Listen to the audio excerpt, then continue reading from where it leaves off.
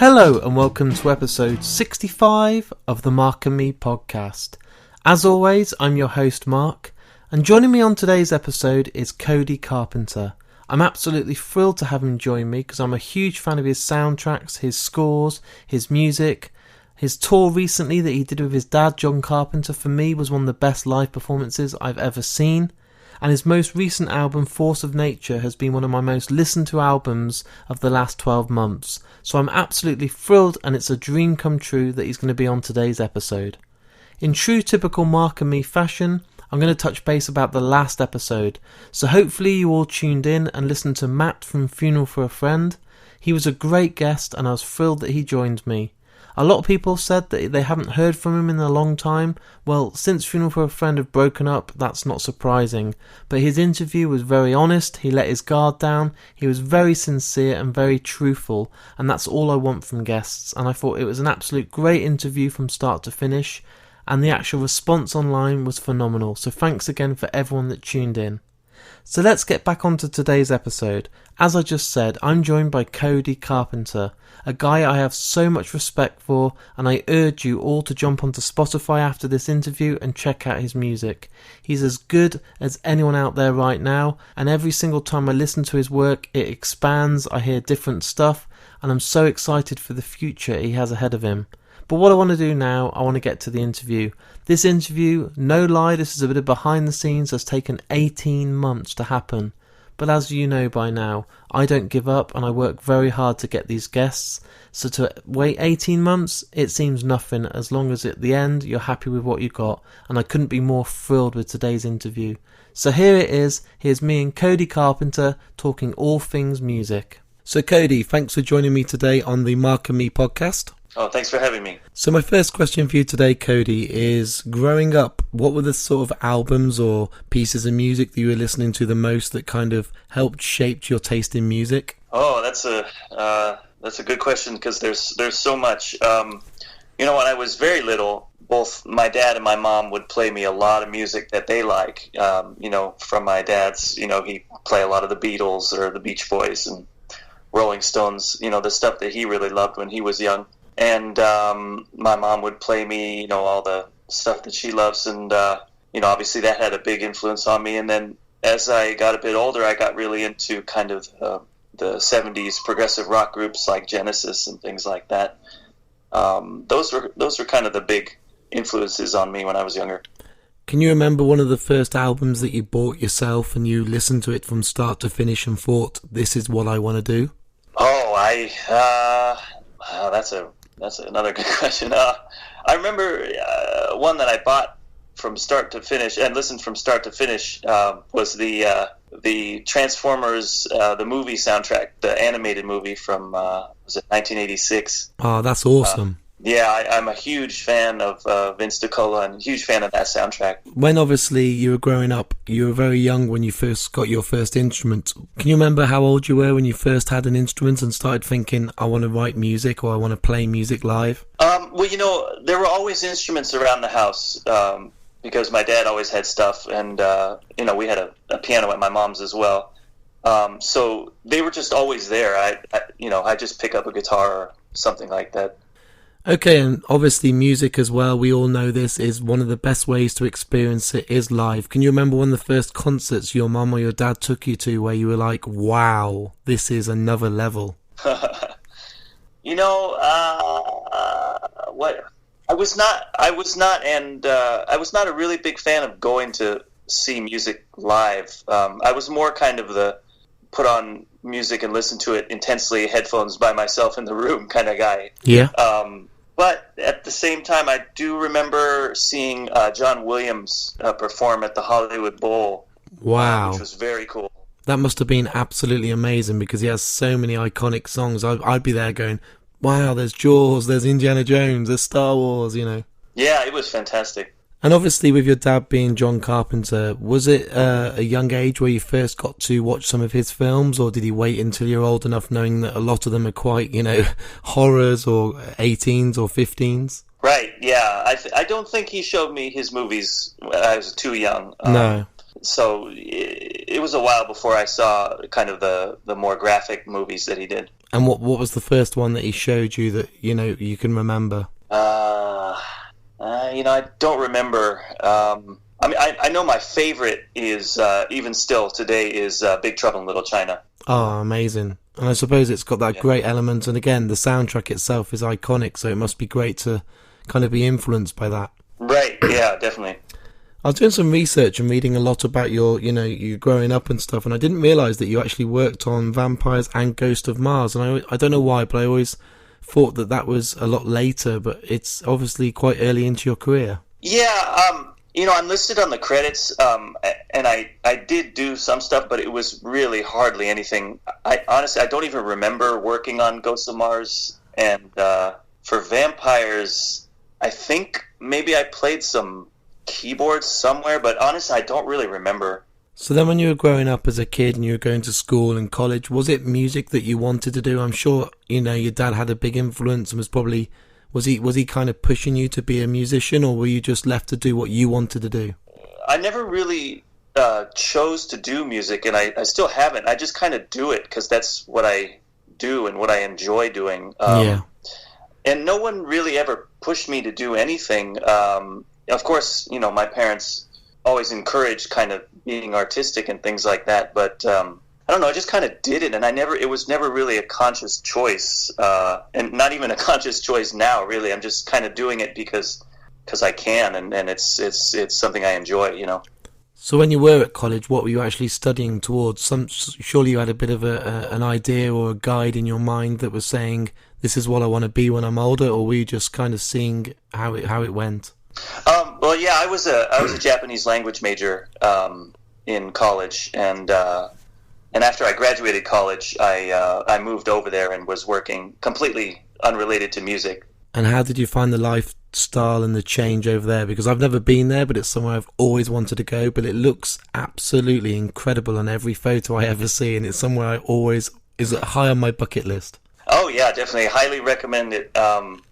I was lucky enough to live in Tokyo, which is an amazing city. Definitely recommend everyone going over there.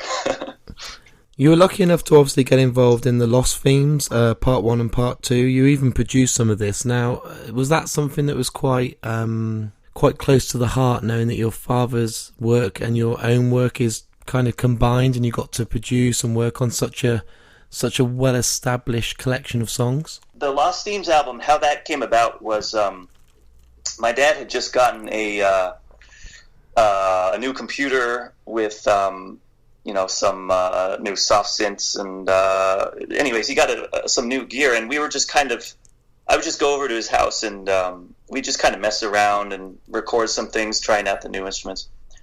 And so then eventually I went back to Japan, and my dad was approached by his, at the time, new music attorney, asking him if he had anything he wanted to release. And he said, we have all these kind of sketches that I did with my son, and so at that time he brought in Daniel Davies, who is the third guy that we do all the music together with. And they kind of finished it up, wrote a bit more things, and I sent a couple more things from Japan. And that's kind of how the first Lost Themes album came about. And the funny thing is, obviously, I never thought I'd ever get to see you play live, but then you actually got to tour the album in 2015 for a couple of years. What was it like traveling the world playing these songs that you had written with your father?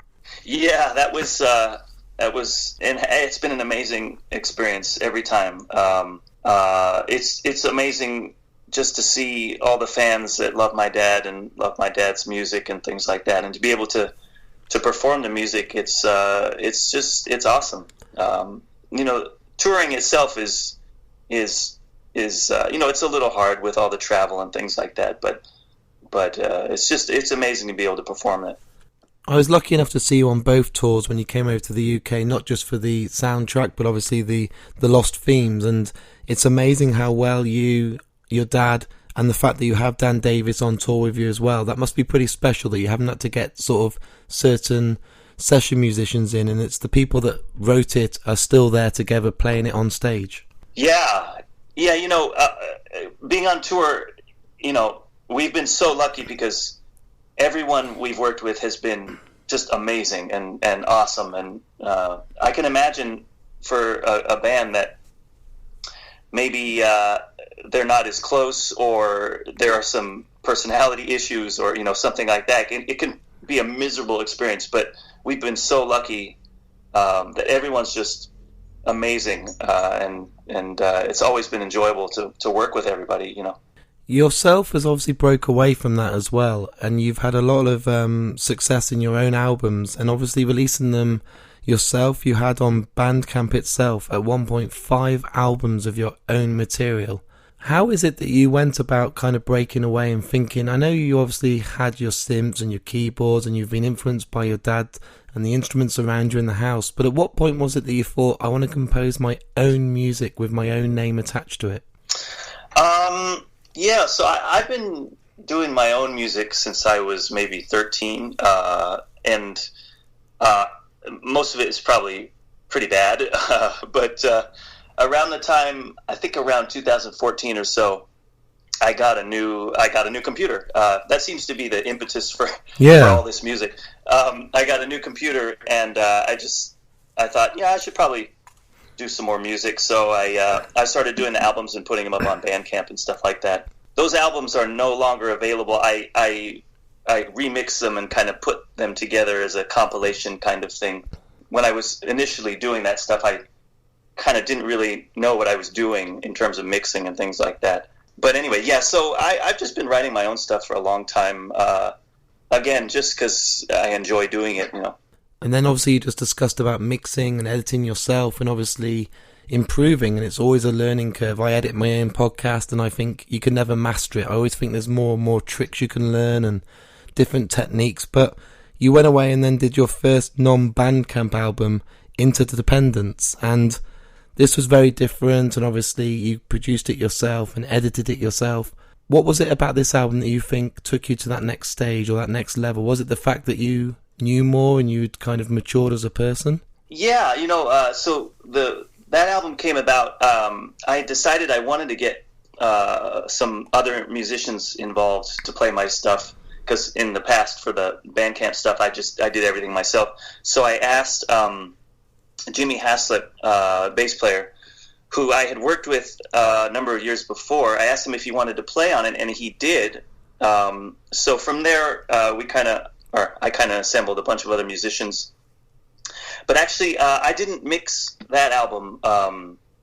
I got John Spiker, who was actually played bass for us with my dad on tour, who was an amazing producer, amazing musician. Yeah, I got him to mix that album, and I was super happy how that one came out. What's it like as a musician who's writing music to kind of then take that stage of letting someone else produce it or to mix it? Because, if you're the artist, or like myself, I'd feel weird about handing it over and letting someone else do it. But did it feel like, because you knew him and you had so much respect for him, that it was in safe hands?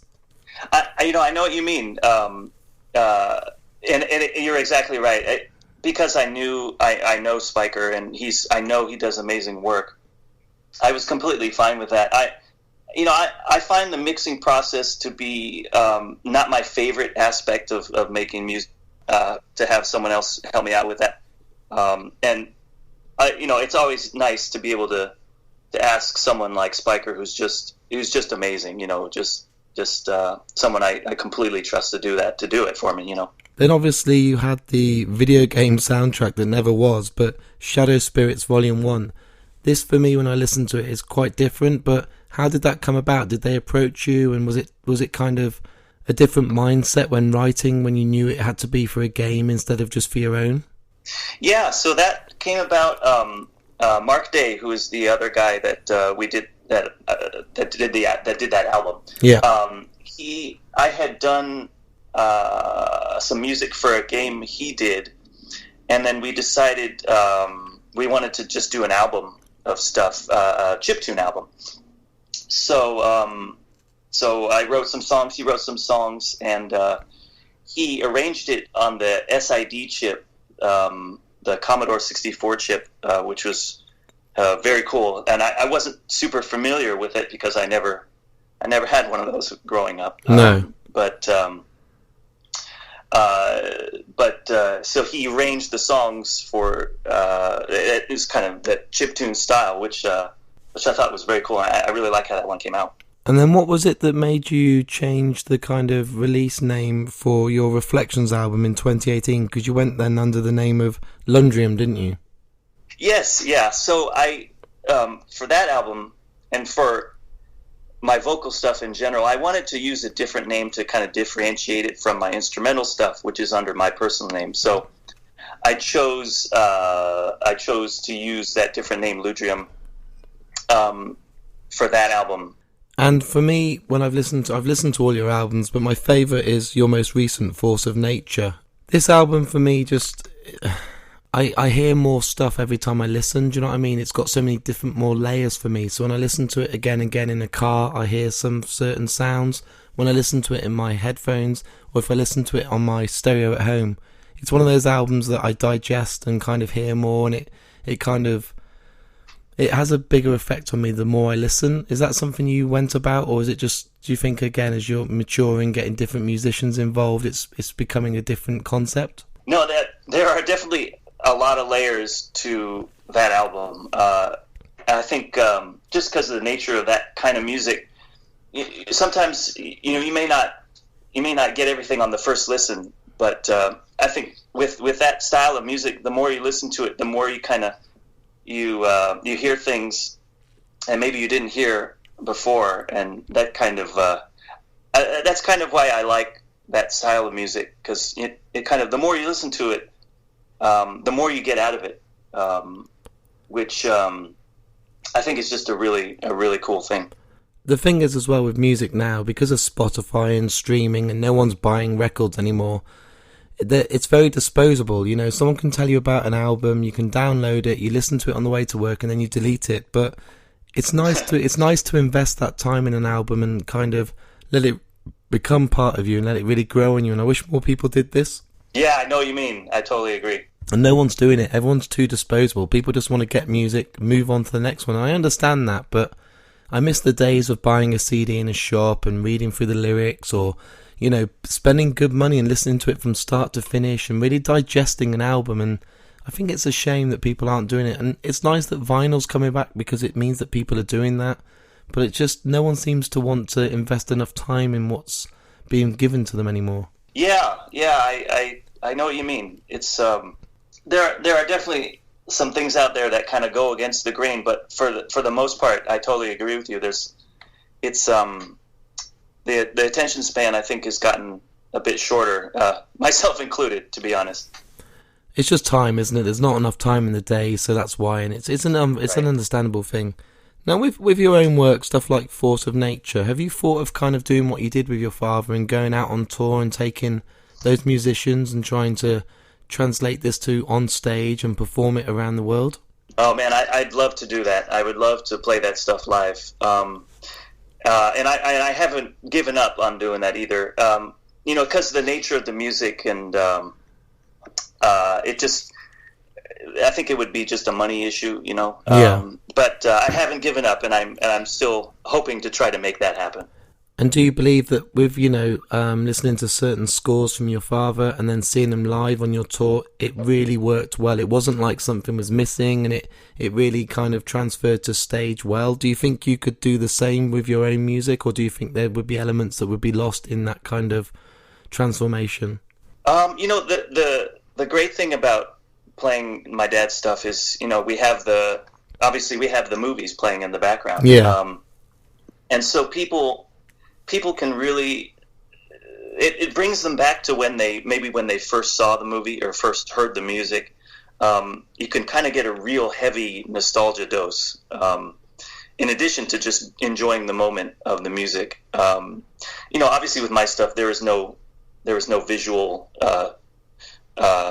to go with it. So, I could make something, but it's not something that the audience would already know. So it's kind of a different thing, which I like I said, I still love to make happen, but at the moment I have no plans to do that. You're obviously a very busy man, and to have an album out in 2018, 2017, a new album now, what's the plan? Do you just find yourself always writing? Are you literally getting up most days and having fresh new ideas, or has there been times when you've had a bit of a writing block and had 6 months where you just don't feel like playing an instrument? Oh yeah, I don't know. I'm generally writing stuff all the time. Sometimes I'll just go a while without writing anything, but I don't know. I try to write something at least every day. Just try to write a little bit of something. I don't know. I haven't really had a writer's block yet, but at the same time, I haven't really had to write something that I haven't been writing all the time. You know what I mean? I haven't been tasked with writing something that has been completely out of my field, which I think would totally give me writer's block.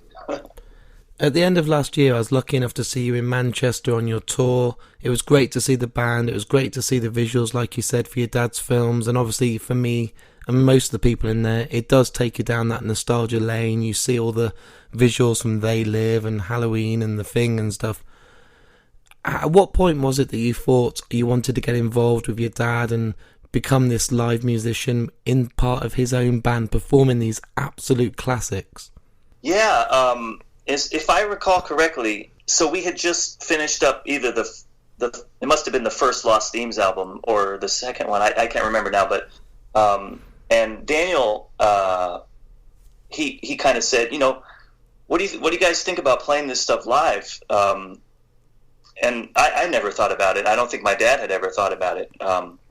But you know, Daniel, he's done a lot of live performances, a lot of tours with his previous bands. So he's been doing that for a long time. So he recommended that maybe we should look into doing this, and it turned out that I guess there was quite a bit of demand, which I don't think my dad realized. You know, I was just happy to be along for the ride, really. So at what point was it that they involved you? Did you just say, I want to get involved, or were you asked by Dan or your father? Because there's one thing talking about it, but the next thing is obviously rehearsing and getting tight and making sure you do justice to those songs that were written. Right. Yeah. I think they just they assumed it would be easiest to have me there because, you know, because I'm my dad's son and I know how to play the keyboard. So it was I guess it was just kind of it was the path of least resistance, I guess. Much harder to get a different keyboard player. You know what I mean? And what was it like? Obviously, I was there, and most nights were sold out. You had a room full of people, and they were just mesmerised. It wasn't a gig where everyone's kind of jumping around. Everyone is just kind of focused on the stage. All of you were performing. You were so tight. The sound was so crisp every night. What was it like looking out and hearing all these people and seeing all these crowds falling in love again with these iconic soundtracks? Well, first of all, thank you for the praise. I love it. I love seeing the audience reaction, and I love hearing people say how much they enjoyed the show. It's you know, that's the whole reason to do it. You know, is to make the audience happy, to make the fans happy. I'm just happy to be a part of that. You know. And is it something you'd like to do more of, or are you kind of, obviously your dad's getting older, is it something he still wants to do? Because obviously touring takes it out of people. It's a long lot of travel. Or is it something you kind of feel like it's done now and you've done your part? Yeah, I mean, personally, I would, of course, I'd be more than happy to do it again. You know, it's and like you said, the travel is hard, and not even just for my dad, who is 71 now, but actually for me as well. I feel like I'm 71 when I'm out on the road, which is terrible. But you know, I do enjoy it. I of course I wouldn't say no if they asked me to do it again.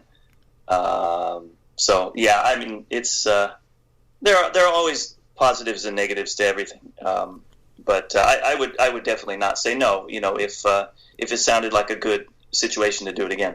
I know you're very early into your own career musically. You're still writing all the time, you said nearly daily. But looking back at the moment, what's your proudest release? What's the album that you listen to or you're most proud of? That's a good question. Probably the most recent one. Either Force of Nature or the vocal album Reflections. I'm probably most happy how those came out. But I still think the best is yet to come. And is that something like, obviously having 2 albums in 2 years, is it the plan that you want to try and get another release this year, or are you going to wait and do 2020? Oh, I have a couple of at least 3 projects in the works now, and I'm hopefully be able to release something soon. I just I have a lot of stuff. I have a lot of stuff that's already written that just needs to get made. There'll definitely be, let's just put it this way, there'll definitely be more releases from me personally this year. And like we did with your father with Lost Themes, is there a lot of music that doesn't make the final cut that you think one day could be part of a compilation of like the stuff that didn't make the album, or is that for you something that just gets dismissed and it's gone? There's been a couple stuff that has been cut, but what I generally do with those is I'll rewrite them or kind of turn them into something else. Yeah, I try to use everything, that I've done. For like moving forward, obviously you said you've got 3 projects in the line. You've got all these albums coming out. You're still young. What is it you want to achieve now? Because are you looking to try and tour your own music, like we said would be a dream? Are you looking to just keep releasing music as much as you can and just keep people focused on listening to your music, or what is it you want to try to do with music? Because at one point in the interview today you said you never even set out to be a musician, so it's just kind of happened.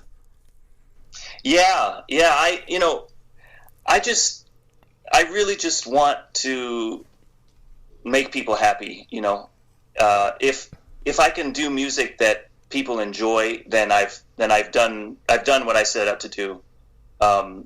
I also know that I want to do as much as I can while I can, because I have the time now, and I have the means to do stuff. So I want to write as much music as I can while I'm feeling it. I'd love to perform my stuff live, but for money reasons, for other reasons, it's not as easy. But right now, I know I have the ability to do music, to write music anyway. So that's basically what I'm doing at the moment. There may be a time in the future when I'll have other obligations when I just won't be able to. So I really just want to do what I can while I can, really. And with the way the music industry is going, like I said earlier, people aren't buying as much music anymore. People stream. Does it become harder for you, or do you just love the fact that you can record an album and release it within a few days now? You don't need to worry about pressing it and get it produced and produce artwork. You can literally record and get it out there for the people as soon as possible. Yeah, that's an awesome thing. It's amazing just to be able to make something and then just give it to everyone, within a day after it's made. It's kind of amazing to be able to do that. At the same time, there's always a money issue, especially with the albums when I get all these other musicians to play. I'm able to do it now, which is awesome. But one day I probably won't be able to do it, which is again why my mindset is basically I'm just going to do as much as I can while I can. You know what I mean? And have you thought about any other kind of avenues? Have you, obviously being the son of one of the most famous filmmakers in the world, have you ever been kind of warm to the idea of directing or producing films, or is that something you just kind of want to leave and just focus on the music? Yeah, I've never really had a desire to get involved in film in any other way other than music. I'm not sure why. I never never desired to kind of get into acting or directing or writing or anything really. It really just kind of, music was the thing that I guess I enjoyed the most, as a little kid. So that kind of was really all I ever focused on. And I suppose we talked today about albums that your parents played to you when you were growing up, but what was the scores that you were listening to? Because there's a big difference between a band releasing an album and an artist. And I know you said you were lucky enough to go and see John Williams live, etc. But what was the sort of scores that you listened to where you actually thought, oh, okay, there's no vocals on this and it's more about the music? What were the sort of scores that really caught your attention? Yeah, so definitely the score to the original Suspiria. Oh wow, yeah, that theme is just it's amazing. That soundtrack is amazing. Things like the Argento movies, like I mentioned before, I'm a huge Vince DiCola fan. Yeah, I love his stuff. When I was a little kid, like probably every other kid ever, I was a big Star Wars fan. So I love the John Williams stuff. Yeah. A lot of stuff like that. Basically, and of course, my dad's movies. I loved all the music from, Escape from New York, Big Trouble in Little China, everything. I love all that stuff too. And is that something you could see yourself doing? Because obviously your music will work very well with a lot of films. Forgetting your dad's films, but if another director came to you, would you like to score some films? Yeah, I mean, I love to work with my dad. That's yeah. So I'm supporting him with whatever he's doing. That's kind of what I've been doing recently. If someone came to me to do the music for a film, I'm not sure. I think it would depend on the kind of film that it was. I'm there. I'm not super. I'm limited in the kind of music that I can do. Yeah. So it would have to be a good fit. I think that's the thing. I couldn't just do any kind of movie. You know what I mean? It's kind of limited as to what I could do.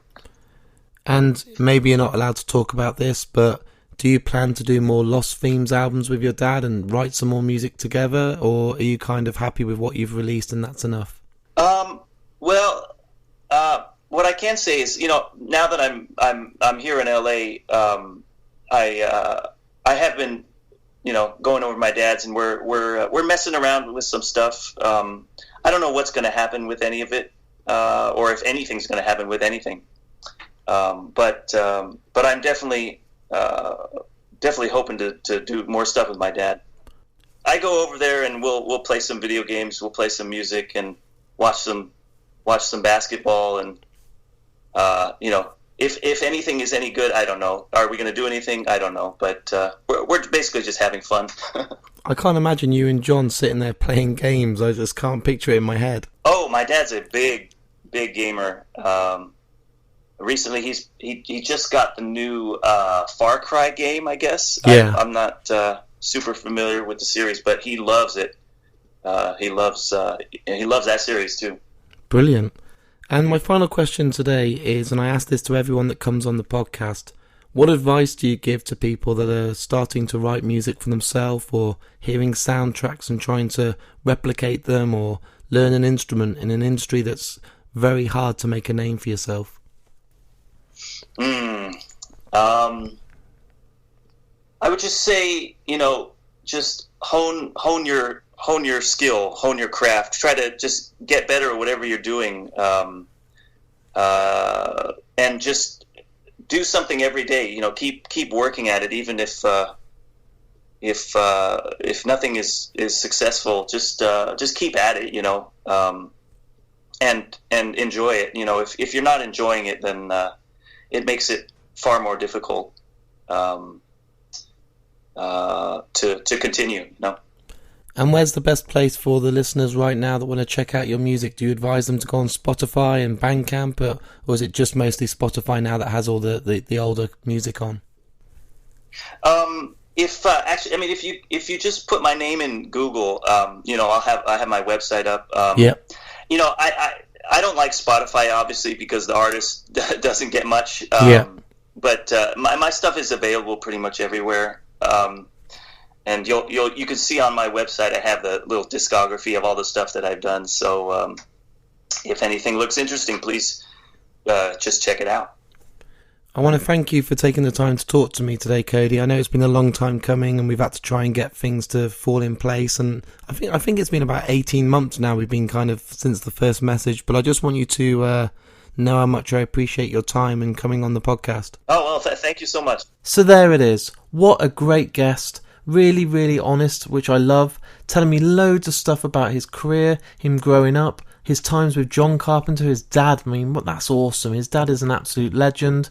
But, it's awesome to hear how grounded they are. And they do normal stuff, which is great. And a great guest that I couldn't be more proud of to have on the Mark and Me podcast.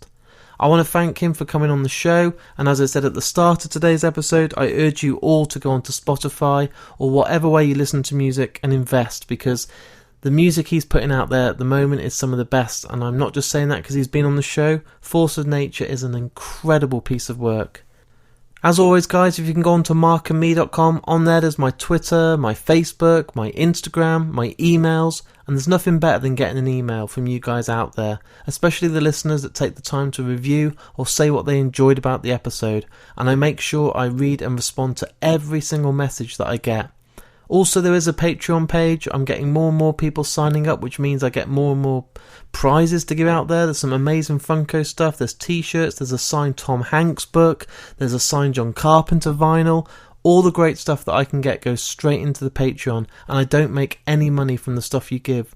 All the money that goes into this podcast gets reinvested into going out there, doing more and more content. There's some secret stuff happening behind the scenes at the moment which needs a lot of funding, and when that comes to actually hopefully get out there, I'm going to need more and more support, because I'm honestly aiming for the moon right now and doing as much as I can to hit that. So all the support's greatly appreciated.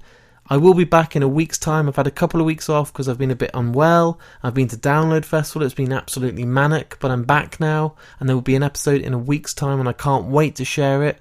As I said again, please check out Cody Carpenter's music, stay safe, and I'll speak to you all in a week's time.